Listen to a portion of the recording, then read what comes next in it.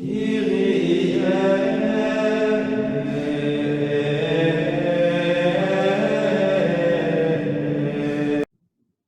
and welcome again, everyone. Laudetur Jesus Christus, praised be Jesus Christ. This is Matt Gaspers, Managing Editor of Catholic Family News, coming to you today, as always, with my friend and colleague, Dr. Brian McCall, CFN's Editor-in-Chief. Hello, Brian. Good to see you again. You as well, Matt. So it's been another crazy, busy week in Rome. We got a kind of a roller coaster week, some very high points and also low points. Also some other news from the home front in the state of Texas, which is interesting. Certainly, we'll be getting to that a little bit later. But to open our discussion today, this has been week 3 of the Synod. It's wrapping up actually this coming Sunday. So some of the highlights from the week, as far as the Synod working session discussions, it's pretty much more of the same this week as it has been. The hot button issues of, for example, the role of women, enculturation, synodality, whatever that means, creation of an Amazonian rite for the people in the Amazon, which I assume means some newfangled, like a new mass, as we discussed in a previous episode. And that's continuing to be one of the dominant topics being discussed. So I would say definitely this week's biggest story, however, which broke in the early morning hours Monday, well, I guess technically during the night in our country, very early morning hours, but in the early morning hours of Monday, October 21st, the infamous, what can only be described really as idols, these Pachamama statues. Pachamama is loosely translated as Mother Earth, as you will recall from our previous reporting on the scandalous ceremony that took place in the Vatican Gardens on October 4th. This ceremony of tree planting and pagan ritual featured 2 wood-carved nude female pregnant statues around which a circle of people literally prostrated themselves as you would to an idol. So at least, we don't know how many exactly are involved in this effort, but at least 2 men, probably 20s, 30s, as far as age, we don't know for sure.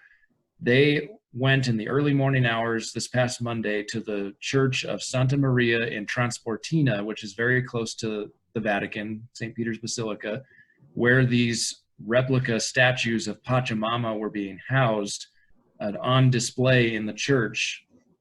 They went into the church. They did not break into the church. It was open. People were there praying, a few people.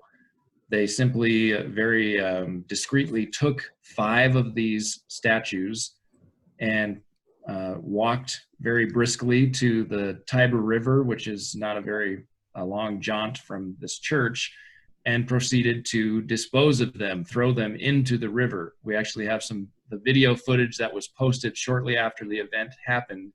So we'll pause for a moment and take a look at this video. Many of you have probably already seen it circulating online.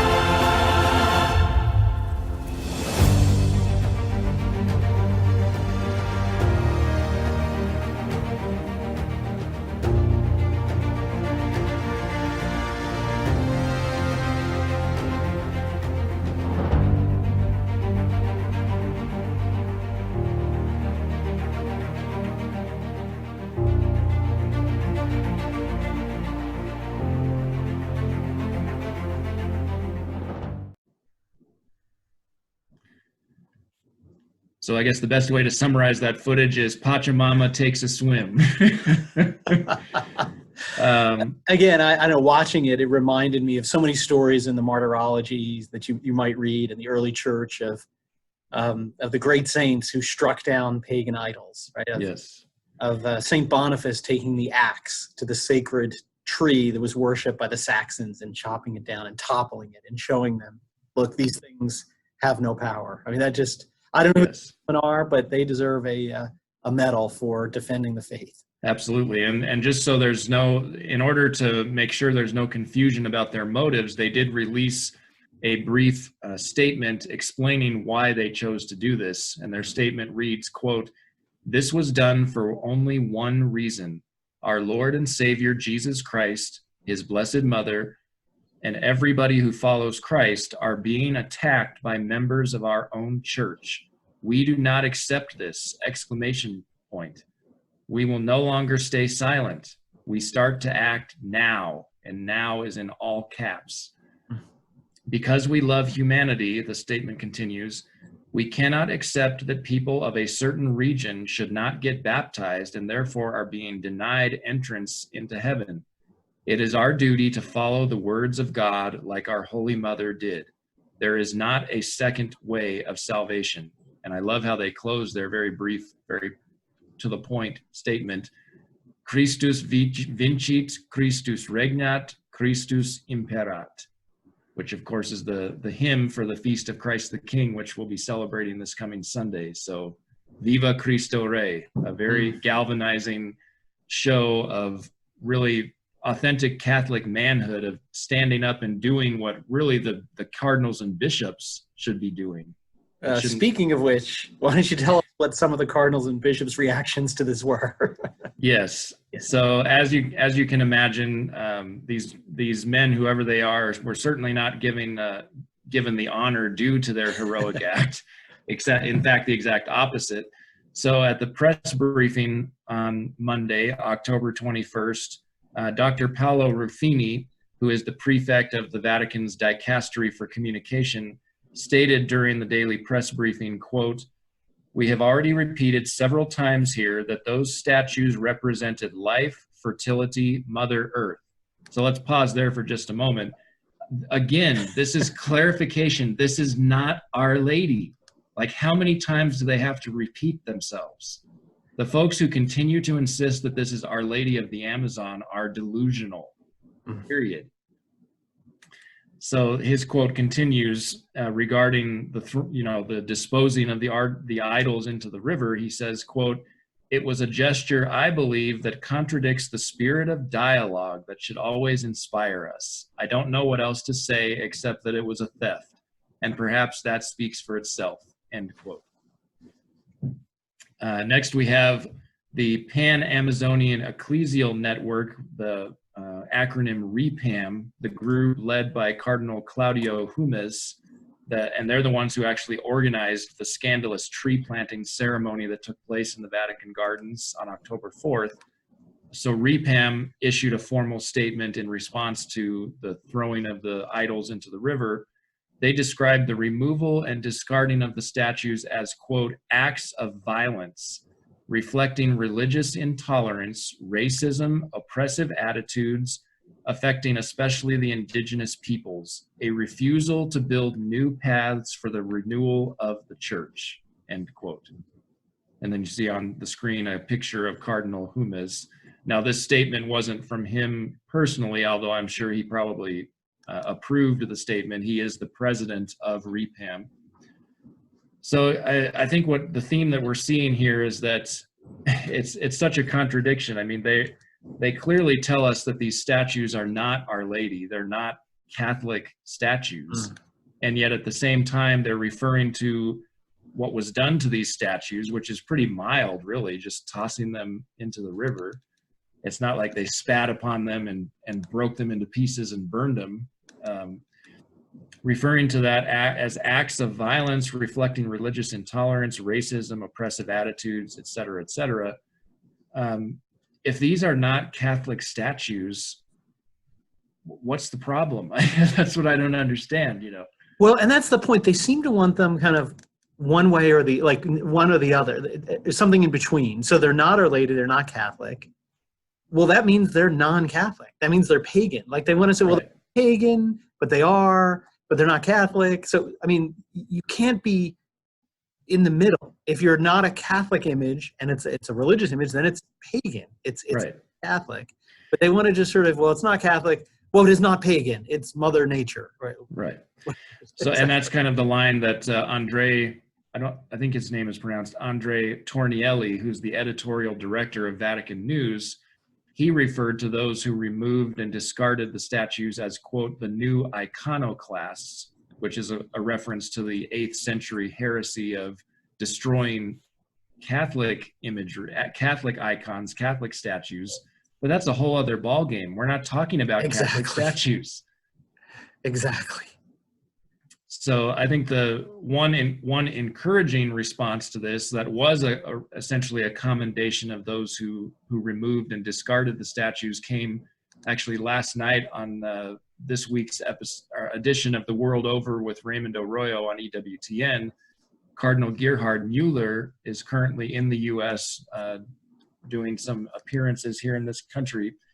He was on with Raymond and expressed support for the removal of the Pachamama statues, stating, and this is a quote from him, quote, "The great mistake was to bring the idols into the church, not to put them out," end quote. So at least we know that there's one prelate. I'm sure there are a handful of others, but at least he's calling a spade and congratulating these men for what they did. He also emphasized that idolatry is a violation of the first commandment and, quote, a grave sin. So thanks be to God for Cardinal Mueller testifying to the truth on the world over. And again, it's a reminder, it's a sad state of the church when Cardinal Mueller is the one that we're looking to defend. Again, when he was appointed head of the CDF, a lot of us, including the late John Venari, expressed extreme concern. Liberal theologian who had expressed modernist doubts about the virgin birth and things like that. Yes. Just sort of a reminder of how far we've come, that somebody like Cardinal Mueller is conservative.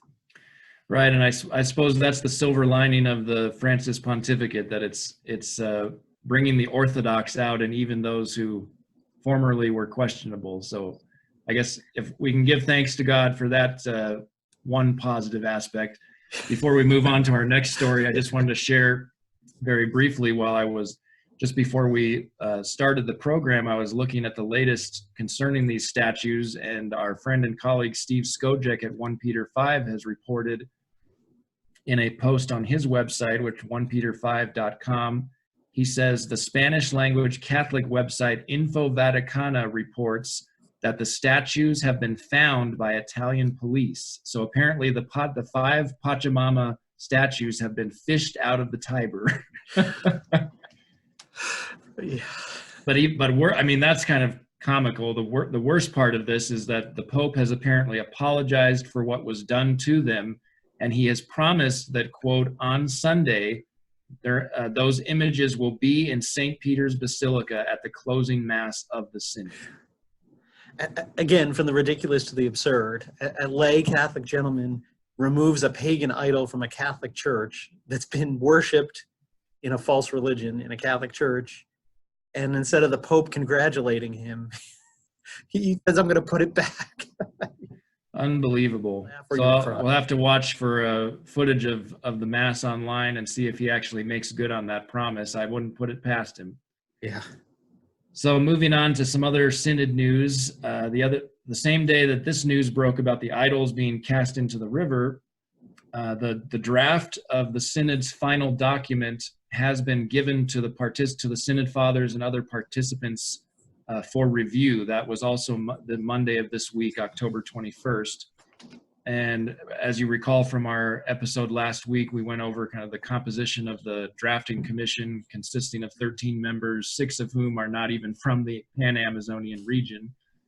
So these are a couple of reports that we've seen this week regarding what's in the document and also the significance of the document.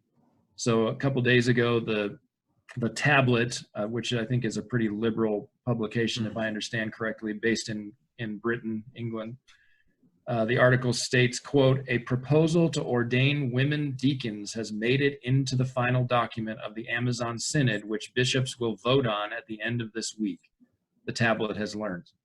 Church sources say the possibility of a female diaconate will be among the final proposals in the text, making it the first time that such a move has made it into a Synod final document. The decision to include women deacons is a signal moment for the Church, says the tablet, showing the determination of those inside the Synod to find new pastoral pathways for Catholic communities in the Amazon. So that's the tablet's take. The obvious problem with this is that females are invalid matter for the sacrament of holy orders. So, you know, they can go through the ritual of laying on of hands or whatever, but it's the equivalent of a play. I mean, it's not going to actually do anything. It's not going to imprint a sacramental character, obviously. And it also raises the issue of heresy, because this is not up for discussion. It's contrary to the Church's divine constitution, as even John Paul II made very clear. So it's, I mean, I assume it should have very serious consequences if they actually try to go forward with this. And then also, Catholic News Agency has reported this week, quote, "Father Giacomo Costa, a Jesuit priest, communications secretary for the Amazon Synod, told journalists on October 23rd during the daily press briefing that the Assembly's final document, quote, is not the objective of the Synod, but an instrument for going forward altogether," end quote. Costa noted the advisory nature of the document in his comments, stating that the text is, quote, entrusted to the last discernment of the Pope. He will then receive it, and he will underline in an official way the next steps, end quote. So this is the same old canard that we see every time one of these sham synods is held. They assure us, oh, don't worry about the midterm report. Don't worry about the final document. These are just instruments. These are just part of the process, blah, blah, blah, blah, blah. And then what do we end up seeing? Well, one thing that came to mind when I saw this report, I reported earlier this year, I did a lengthy commentary and analysis on the Pope's post-synodal apostolic exhortation following the Youth Synod, which was published earlier this year, called Christus Vivit, which is his reflection on the Youth Synod, essentially. And as I noted in my article back in early April, which is available on the website, catholicfamilynews.com, as far as the citations for the Pope's document Christus Vivit are concerned, the Synod 2018 final document, 55 citations to that final document of the Youth Synod are found in Christus Vivit, exponentially more than any other document throughout the endnotes of the Pope's text.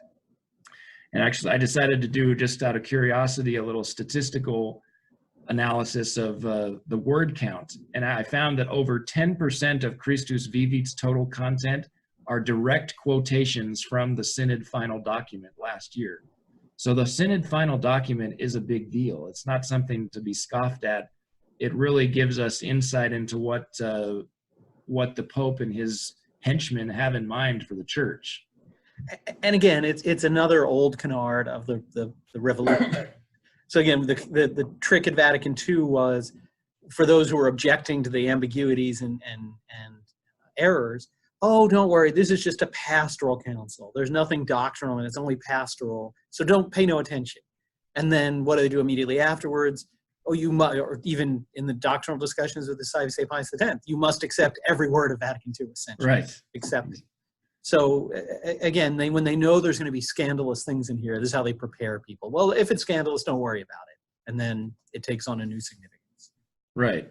So as I say, you know, especially with this issue of female deacons, and also the whole notion of just creating an Amazonian rite out of thin air, I certainly hope that this constitutes a line in the sand for more of the Church's prelates to say, especially with the female deacon issue, we cannot in good conscience go along with this, Holy Father. You have no authority to do this. You are contradicting the Church's divine constitution, period.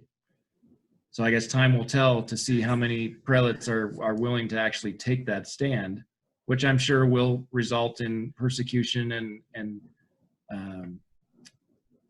retaliation in some form from Rome. We hope and pray that they will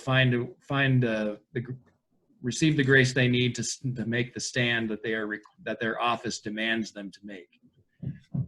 So that's kind of a brief overview of Synod happenings this week. I'm sure we'll touch on this subject again in our episode next week and continue to follow the aftermath of this, as many people are calling it, the Shamazon Synod. Yeah. Wow, thanks for a really thorough report there. The good news, I guess, is it almost at an end. Good news, we can say, until the next Sham Synod. So I guess moving back home again, there was an interesting story that's been percolating for a little while, but heated up this week coming out of Texas, that I think is a really important cautionary tale for all of us. While, our church leaders go off talking about incredible nonsense and putting pagan idols, real threats to the faithful and to the faith are out there in our secular pluralist world. So this story relates to a man in Texas and his young son, James. And you see a picture, and that's Mr. Younger and his son, James. So Mr. Younger has twin sons, James and Jude. He is divorced from his wife, Dr. Gorgalas, which I shouldn't say, almost sounds like some Greek monster or something. And they're divorced, but they've been having a court battle this week because Dr. Gorgalas decided when James was 3 that James wasn't really supposed to be a boy, he was supposed to be a girl. Mm-hmm. And started transitioning, started calling him Luna, enrolled him in kindergarten as Luna, a girl. Appropriate if you think about it, as in lunatic, which is what this woman is. Yeah, it's, but again, started treating him like a girl, and now was in the process of trying to actually subject James to essentially castration and hormone therapy to mutilate James's body to make it look more like the girl that she believes he's supposed to be. And so Mr. Younger was in a lawsuit, was in court against his ex-wife, trying to get some control here so that he could have exclusive control over the health and mental and well-being of the boy, so that these things couldn't be done. Because I think the steps that she's already taken, all of them have been done in direct violation of his wishes. And it's like he's been thrown under the bus, or he's been completely denied any say in the raising of their children. So far, yes. And the issue then was, should they have joint decision making, or should he wanted control, she wanted control. Interestingly, in the court case, one of the things she admitted, which makes this even more bizarre, under testimony, is that these weren't actually even her biological children, that they were conceived through the donation of an egg. So although she's technically the legal parent by law, they're not actually her children, but she knows it's a girl, even though it's not. So what happened was he was trying to get sole control over this so that he could stop these things. And again, his position in court was fairly moderate. He was just saying, look, this is a 7-year-old kid. We can't do things to this kid that are irreversible with his consent, and he's too young to consent to these things. I mean, it's a reasonable argument. And one that, 5 years ago, every court would have said, obviously, you can't do this to a child. They're too young. But a jury, 11 to 12, ruled, no, Dr. Gorgalas can make all these decisions, and gave her total power. And in fact, so this would give her a free hand to mutilate his body. Again, this is the whole thing. I want this to be a different gender, so I will make it. So, rather than reality, this is something, I recognize what it is. I'm going to try to distort it and change reality. I want to be God. God should have created a girl. I'm going to be God and make this a girl. Right. Even though no matter what mutilation she would do to his body, in 1,000 years, if some of his DNA were discovered, it would be male DNA. Right. So what happened, this got a lot of news thanks to LifeSite. There were really only a couple of news outlets that covered this, one of which, interesting, was a Russian news channel. LifeSite News had been covering it until the LifeSite reporter was kicked out of the courtroom for the last day when the final decisions were made, which was interesting, very rare. They, because of this reporting, there was strong reaction. Even the governor of Texas said, "Whoa, I'm going to investigate what happened here. This something seems wrong here." Senator Ted Cruz spoke out against it, so it started to actually generate some interest. The judge just yesterday, fortunately, kind of calmed things down a little bit and ruled that no, although Mr. Younger won't have sole control to stop this, there'll be joint control over the medical. And now, again, that doesn't really resolve the issue, because what do you do now if they don't agree? I think it's just really kicking the can down the road. But what's important about this story for all of us is to show us where we really are. Right? Because a lot of the traps that have been set are the same traps that have been set by liberalism for 200 years. We just want to be left alone. So just let us do these things that are against the natural and divine law. We don't be punished. We won't bother you. Let's just live in a free state where everybody does their own thing and we leave each other alone. And a lot of Catholics in the 19th and 20th century were lured into that. Like, you know what? We'll just leave you alone. Do your thing, even though we disagree with it. Yeah. Immediately goes from leave me alone, do my own thing, to we're going to force everyone to do our own thing. Right. Exactly here with this new issue of quote, liberalism becomes tyranny very quickly. Exactly. And now we have a court of law, again, at least for a period of time, and maybe it's still all open-ended what will happen here, saying that a parent can mutilate their child. And that's okay. And that the parent can just decide, I'm going to do this, and over the wishes of the actual biological father and of the children. I mean, that's the Orwellian state into which we have come, that the government will allow this sort of forced mutilation. Again, in any other century, this woman would be arrested for child abuse for doing this to Absolutely. Instead of getting a court hearing where 11 of 12 jurors have no problem with this. So as I mentioned, LifeSite News has been covering this. They did an interview with Mr. Younger. He actually can't speak anymore, because the other interesting thing that the Judge Kim Cooks did in this case, is after she made the decision yesterday, she put a gag order on. Basically, yes. You can't talk to the press anymore. You have to be quiet. You can't talk about this. So again, he defends the rights of his child, and he's punished by being silenced by the court.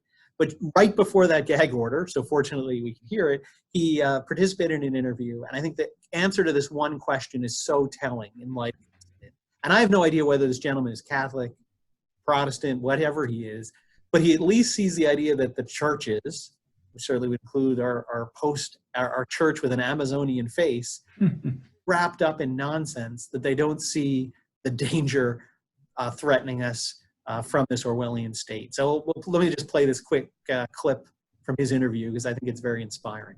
Mr. Younger, can you tell us what your reaction was to the jury's decision on Monday? Well, I was just completely shocked. I mean, we put up an email from Ms. Georgelis to me in which she contemplates cutting the penis off my son.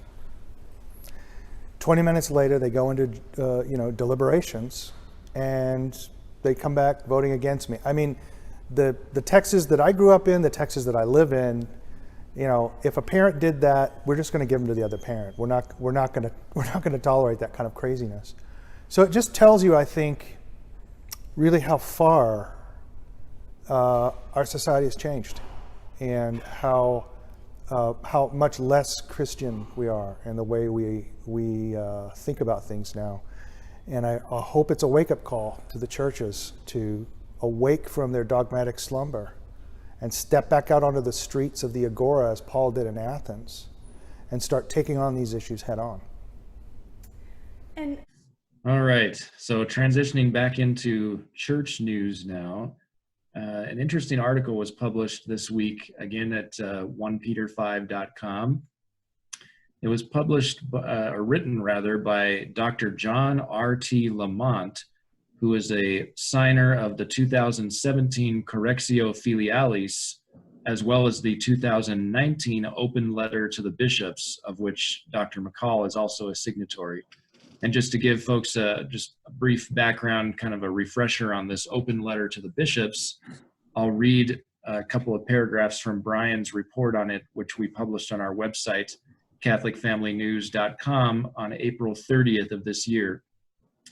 So Brian, as Brian reported, earlier today, April 30th, 2019, an open letter to the bishops of the world was made public.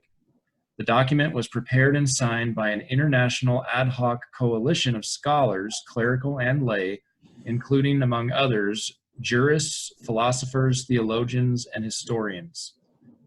The authors of the open letter, quote, accuse Pope Francis of having, through his words and actions, publicly and pertinaciously demonstrated his belief in a list of 7 propositions, quote, that contradict divinely revealed truth. So I'll hand it over to Brian from there to kind of give some further background on the open letter that he signed. It's essentially accusing the Pope of the canonical delict of heresy and calling on the bishops of the world to act on that and do something about it. Exactly. And that's an important point, because it has been mischaracterized by some to say, oh, these lay people or these people got together and just convicted the Pope or did, which is absolutely not what the document says, because none of us would have any competence to do that. It makes an accusation, a formal accusation. Correctio filialis was addressed to the Pope, and that was signed by many people to accuse to the Pope himself. It was totally ignored. And so the point of this open letter was to bring this accusation to the bishops and ask them to act. And there was, various reactions, one of which was a little surprising to some, was the official reaction of the Society of St. Pius X. Which was a rather, do I recall correctly, it was kind of a delayed reaction. I don't think they responded immediately, did they? Not immediately, but a fairly short time afterward. Okay. And again, with what I would characterize as a cool reaction, sort of not supporting it, saying this seemed to be a waste of time.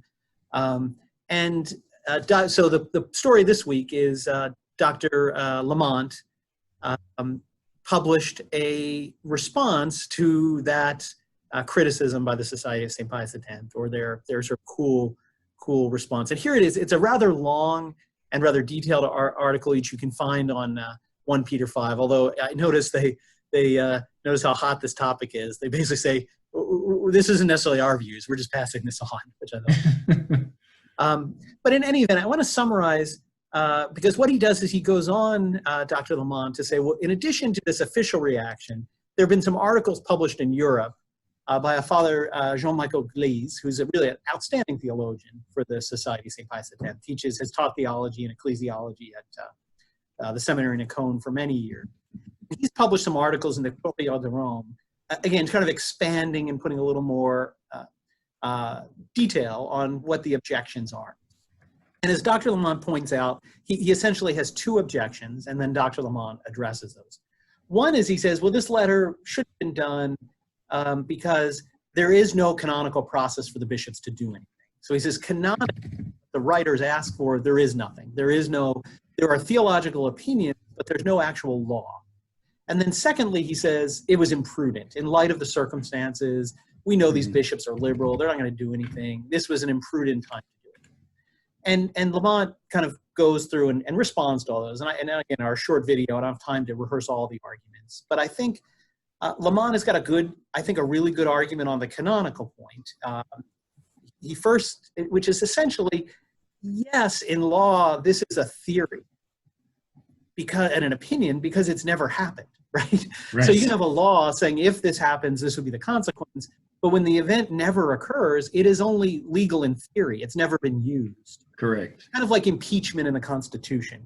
Before Andrew Jackson was impeached. Another timely topic in our country. Another timely topic in another event, yeah. But before he was actually impeached, it was, well, theoretically, this could happen to a president, but it actually hadn't come in, and then when they did it, they realized, well, wait, how do we do this? What procedures? Right. That's one of the things with the Donald Trump impeachment. Some law grew up around how do you do that, because the Constitution just says you can do it and gives a little procedure, but then there's a lot that has to be, gaps that have to be filled in when you actually are doing it. And so Lamont sort of points that out and says, yes, up until now, it's been an opinion, a theory.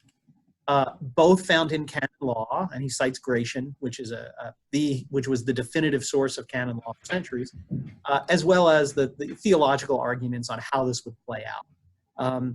So I think he does well with that. I think his argument could be strengthened a little bit.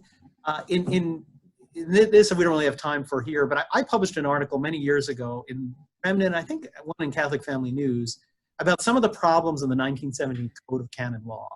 And a lot of people didn't like it. They thought I was criticizing Pope St. Pius X, which I wasn't. Right. And I think you'd be the first to admit there were a lot of liberals around that, we had to be careful. They could trick us into doing things.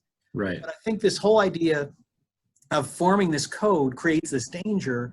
It was very liberal. It was based on the Napoleonic Code, liberal in the process, not in the contents. But that you can kind of overturn thousands of years of law and condense it. And then what you do is you create a scenario where maybe some of those other things are abrogated, it's unclear. And that's one of these sort of technical arguments. And some of the things that are cited where popes say we can be judged for heresy, there's no explicit provision in the 1917 Code. But again, I think Lamont makes a good argument. They still survive as law of the church. So I think he's got a pretty strong argument there. As to the second point on prudence, this is one where I've been a little more, I guess, tolerant than some of my co-signers. I mean, I think this is a legitimate argument. I mean, I think whenever you're dealing with matters of prudence, should this have been done now? Does it warrant it? There can be disagreements because you're always evaluating not necessarily the facts, are these heretical propositions, but is it likely that this will result in something? Even if it's not likely, is it worth doing for some other purposes? We can all disagree about those, right? And I think I, for one, agree with the society's position that it's unlikely these mostly modernist liberal bishops, certainly not a majority. Right. And so you might say, this is not worth it. But on the other hand, I think there are reasons to say something, to make it public, even if the authorities won't act, for the historical record. Right. Of all. As I think is often said, God does not expect us to be successful necessarily. He does expect us to be faithful and to do what we can. Very true. And again, it isn't that one was obligated to write the open letter. It is a matter of choice, just like these Pachamama statutes. I don't think there wasn't a specific, now the rector of that church, who's in charge of that church, was obligated. Right. A layperson with no authority wasn't obligated to go what they did, but it certainly was commendable. They were certainly permitted to do it. And again, even there you could debate, was it prudent? What if they had families? They might have been arrested. Those are all open, I think, to judgments that people can make. Right. Likewise, just by analogy, many people said when the Archbishop Lefebvre issued his famous 1974 declaration denouncing Paul VI and the modernist errors, many people said, that was imprudent, that the Vatican's going to come down harder on him, which they actually did. It was really the November 74 declaration that seems to be why Paul VI decided to illegally and invalidly suppress the society. Right. And I think there's arguments about the prudence of it, but no one can say the Archbishop, what he said was wrong. I mean, what he said was true in 1974 in his declaration. But there is room for debating its prudence. And so again, I think that's an open debate, but I don't think you can say, even if I think it's imprudent to do an open letter now, it doesn't take away from the substance of what was said and the fact it was done. Yes. I guess I was curious, perhaps if you could comment, something else I recall Dr. Lamont bringing up is kind of trying to make it sound like the current, the newly elected leadership is basically in the Pope's back pocket. If you could comment on that. Yeah, this is where I actually disagree with him a little bit. I mean, I think he oversimplifies things a bit, and he's trying to find an explanation. Why? Because of their background in Argentina, I think is right. So he basically says the current Superior General, Father Pagliarani, was a rector of the seminary in Argentina. Father Boschacor formerly was a rector there, who is one of the assistants. And Bishop Alfonso de Galarreta was also a rector in Argentina. So he kind of makes his argument, all three of them had ties to Argentina. The Pope's Argentine. They had some dealings with him. Therefore, this is a policy to appease the Pope. Here's where I think he's going a little bit beyond the evidence. I mean, I think the facts are true. They did spend some time in Argentina in the seminary there. Right. But I think that's oversimplifying things a little bit. I mean, I think the choice of these men to run the society, I think it's a little too simplistic that the general chapter said, oh, they kind of have some ties with the Pope. He'll be nice to them. Right. I think that there were lots of other reasons these men were probably elected, not least of which they are pretty well known, particularly Father Pagliarani, Bishop de Galarreta, for being very opposed to a practical agreement with Rome.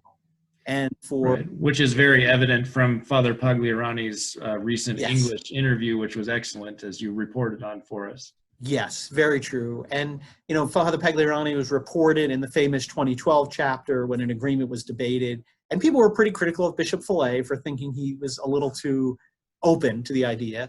That he was one of the leaders who said, look, we need to do this, prudently. I think he said we shouldn't be slapping our superior in the face, but I think we can. This wasn't a bad idea. We shouldn't go forward. And he was sort of seen as a spokesperson for that. Bishop de Galarreta was the leader of the doctrinal discussions.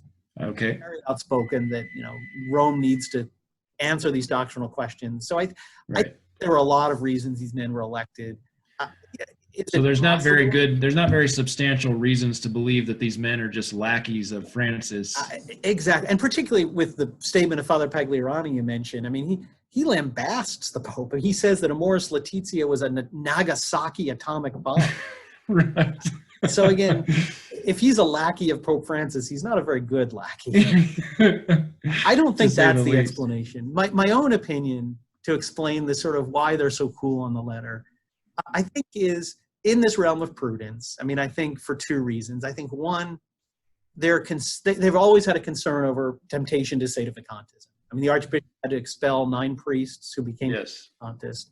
It's been a problem for decades because it's an understandable temptation. I mean, and so I think that they're worried about people doing what did happen, not understanding the distinction, saying, well, I can just decide the Pope's a heretic and he's not the Pope.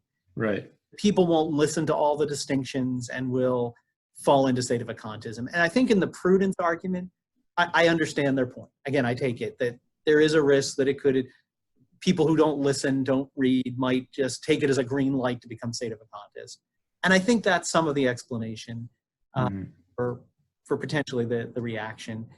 Also, I think there's a key in Father Pagliarani's declaration or statement we've spoken about, his interview recently.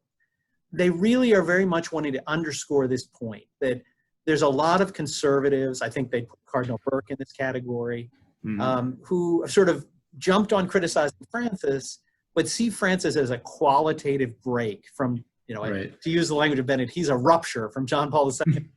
Right.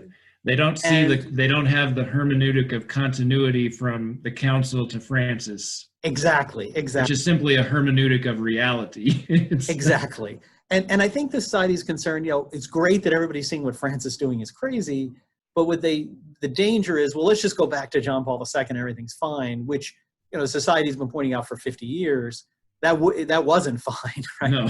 That had its own problems and in fact produced Francis. So I think I think for most Catholics who realize that Francis is a serious problem, the biggest challenge to them moving fully into tradition is getting past the fantasy that John Paul II is one of the greatest popes in the church's history.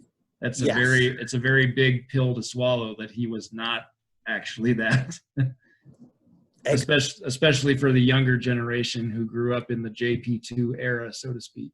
Exactly. So again, I understand that concern, and I think Father Pagliarani in that interview that we did report on it at our website shows that important balance to say, hey, what Francis is doing is extreme. It's quantitatively different in the sense that it goes further along the line of trajectory. Second, but it's the same roots, the same causes. And I think that's a valid argument, and I can understand prudentially saying people again might get confused. I still think that I am careful. I think they don't condemn the signers in the sense they do say some like, oh, we just think this was a waste of time. And this, but I don't think you can say, I think it'd be wrong to say, well, this was wrong. You can't say this. And they don't go quite that far. Yeah. So I think Lamont is a really good article. If you're interested in the canonical historical argument, it's a little detailed, a little technical. Yes, so that was one part of it that I really appreciated, and they drew specifically on True or False Pope, which of course you endorsed back in late 2015, early 2016, John Venari, God rest his soul as well, endorsed that book. So it's got some as he points out, did Father Paul Robinson, rector of the seminary in Australia for the society. So he kind of interestingly points out, which I think is true. I think there are some society priests who, again, would weigh these factors differently and say, hey, that was a good thing, the open letter. So again, a really good article. I'd recommend it if you have some reading time. But again, on a few points, I do disagree a little bit with Lamont on those few conclusions. Yes. All right, so we're going to come full circle for our final story today and go back to Rome. It's not directly about the Synod, so take a deep breath. You don't have to endure any more Synod insanity. This is actually some good news. I met a woman, the woman at the center of this story, her name is Lisa Bergman, and she and her husband founded a few years ago something called the St. Augustine Academy Press, which is a family-based apostolate where they reprint older books. It's specifically geared towards, I think, children's catechesis, traditional Catholic catechesis for kids. And she's also the author of an outstanding book. I have a copy. I bought it at last year's Catholic Identity Conference. It's called Treasure and Tradition. I think Brian has an image that he's going to put up on the screen momentarily. I'll show my, there we go. Yes, there it is. Here we go. Yes, this is from their website, which is StSaintAugustineAcademyPress.com. And again, it's Larry and Lisa Bergman, their family apostolate.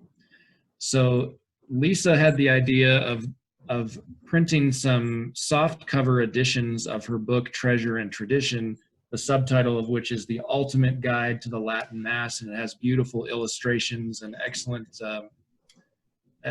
explanations of all the different intricacies of the Mass and how the scriptural roots of it and all of that kind of stuff. So she had the idea of printing some soft cover editions of her book and taking them over to Rome and literally just distributing for free on the streets near the Vatican while the Synod is going on. And I think the event that they were doing this specifically during was the recent, quote unquote canonization Mass. That's a subject for another episode, problems with the new canonization process. But anyway, she was handing these out for free to encourage people who might be not familiar with the traditional Latin Mass, as a means of evangelizing people and bringing them to a knowledge and love of sacred tradition. So she and a friend of hers went to Rome to distribute free copies of the soft edition of the book, which she also had printed in Spanish and Portuguese, so specifically for the people who might be in Rome from the Amazon region or from other regions of the world, so that they could read it in their own language.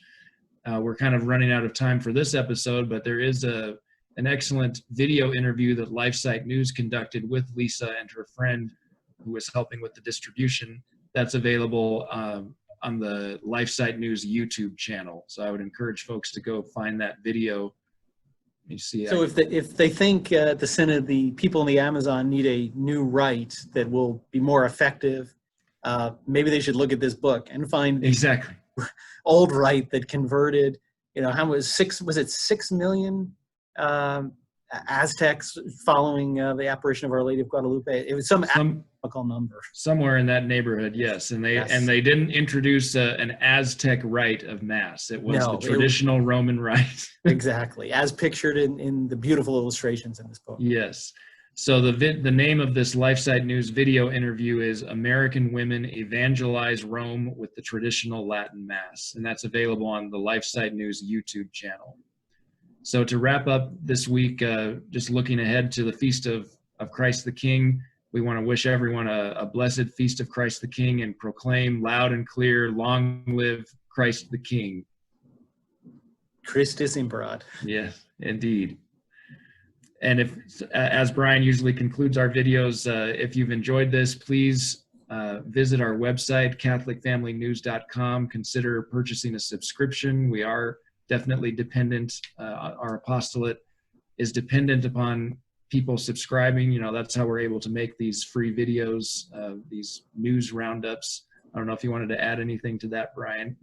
No, again, please, if you enjoyed this, Even if you don't want to have a printed paper, you can just sign up for an e-edition, read it on your phone, your tablet, or a computer at a much lower price. For typical price is $32, right? So for less than $3 a month, you can have access to the about 28-page newspaper size, newsprint size paper every month.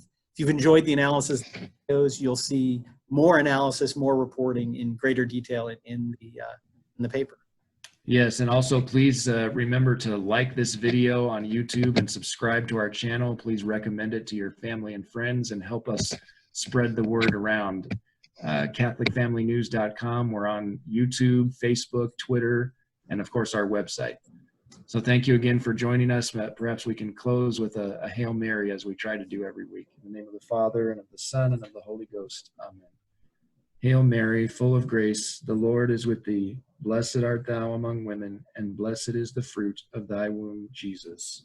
Holy Mary, Mother of God, pray for us sinners, now and at the hour of our death. Amen. Our Lady of Fatima, pray for us. Pray for us. In the name of the Father, and of the Son, and of the Holy Ghost. Amen. See you next time. All right. See you next time. God bless you.